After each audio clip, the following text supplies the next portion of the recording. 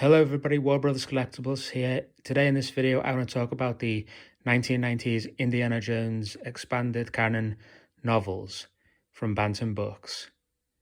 There was 6 written by Rob McGregor, 2 by Martin Caidin, and I think 4 from Max McCoy. They're actually in the wrong order. There we go. So if you've never read these books are awesome. I have not read all of them yet. I've read up to The White Witch, so I've read all of them. The next one I need to read is The Philosopher's Stone. So these books are so cool. It just adds more depth to the character.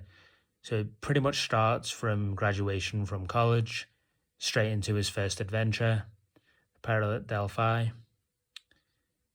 This one's probably actually the most adult of the series. It's got the most adult content, meaning some sexual stuff, things like that. It's okay. It's good adventure, pretty good. Just an introduction to the series. Next one we have is Indiana Jones and the Dance of the Giants. These all pretty much follow on from each other, so I think it is very important to begin with the first one if you are planning on reading these books. They are pretty much a series. Well, all the ones by Rob McGregor are anyway. They all follow on from each other. Indiana Jones and the Seven Veils. This one was my least favorite. It was just a lot of trekking through the jungle, a lot of confusing dream sequences, like is he asleep, is he awake, things happening.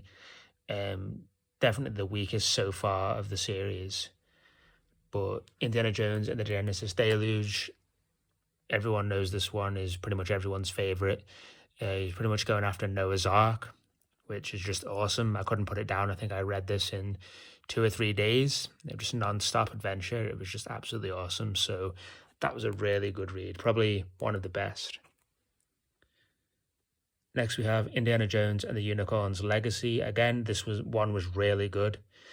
Started off a little slow, was kind of a slog in the middle, just trekking through the desert, trying to track down characters and certain things, but all of a sudden took a massive turn, a huge action sequence, and then when you think the novel's over, it's got like an extra bit added on the end, which is another separate action sequence, and it ended up being probably one of my favorite of the series as well. So the Unicorn's Legacy is really good. Just takes a bit to get through because it is one of the longest, but really good read. The last one of the Rob McGregor series is Indiana Jones and the Interior World.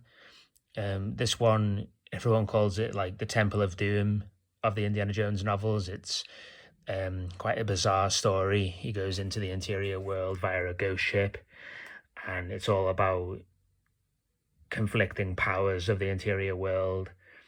And there's a massive chase sequence in a labyrinth maze with different mythical creatures. Really quite strange, but it does actually feature Marcus Brody through a good chunk of the novel, so it's actually a really good read. Again, I enjoyed it, but it's not as good as the last 2. And then that was it for the Rob McGregor books. Next came Martin Caidin with Indiana Jones and the Sky Pirates. Now, this man was a aviation pilot, so most of his 2 books are dominated by talk about flight and airplanes and things like that. He's very knowledgeable about that particular thing. So these books are pretty much hated by the fans. Nobody likes this one especially, but it's known for being one of the worst in the series, if not the worst. But I actually really enjoyed it. I think it was actually one of my favorites.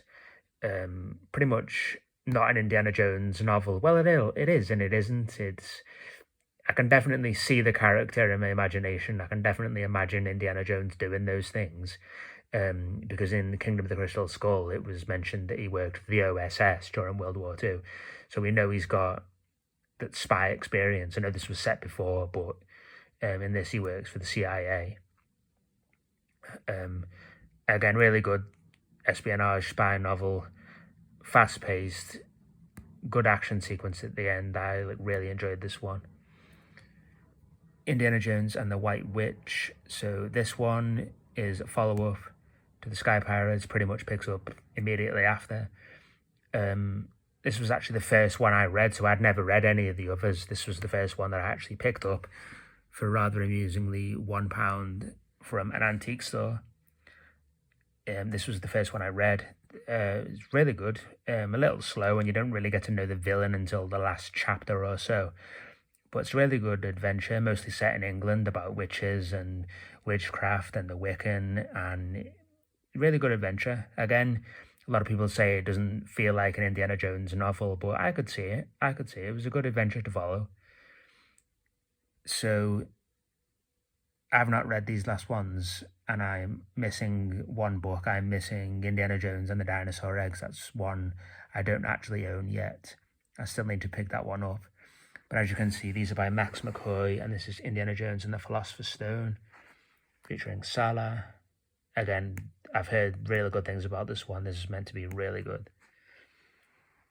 Indiana Jones and the Hollow Earth. Again, this is in the worst condition. All the rest I got in really good condition, but that's actually the worst one. And I didn't buy it for $1.50. That's I got it on eBay. But Indiana Jones and the Hollow Earth, that image looks like it's taken from The Last Crusade. I'm looking forward to reading that. And then, so next is Indiana Jones and the Dinosaur Eggs, but I don't own that yet. This one is Indiana Jones and the Secret of the Sphinx by Max McCoy, featuring Salah and Marcus Brody. This is the final one in the series that was written in the 90s. There is one more that was written in 2009 called Indiana Jones and the Army of the Dead, but I don't own that one either. Don't know much about the last three novels in terms of story, but I've heard nothing but good things about these Max McCoy novels, so I cannot wait to finish these adventures and finish reading these books.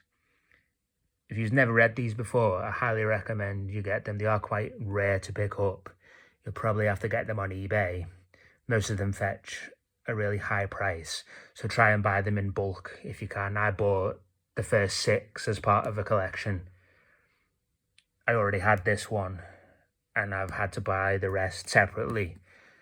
And the money was adding up, so because these are so rare, they're currently out of print. They've been out of print for many years now.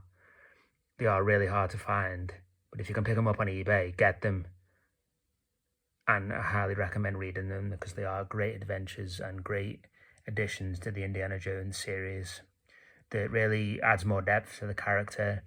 And these are all prequels to the films, by the way. These all take place before the films. So it starts off with a very young Indiana Jones in the early 1920s. And each book progresses in the years, I think up until Raiders of the Lost Ark era, I believe. So if you've never read these before, I highly recommend them. They are awesome. And yeah, that's all the Indiana Jones books that were written in the 90s, apart from Indiana Jones and Dinosaur Eggs. Really good read. Definitely get them if you ever have the chance. I'll catch you guys later.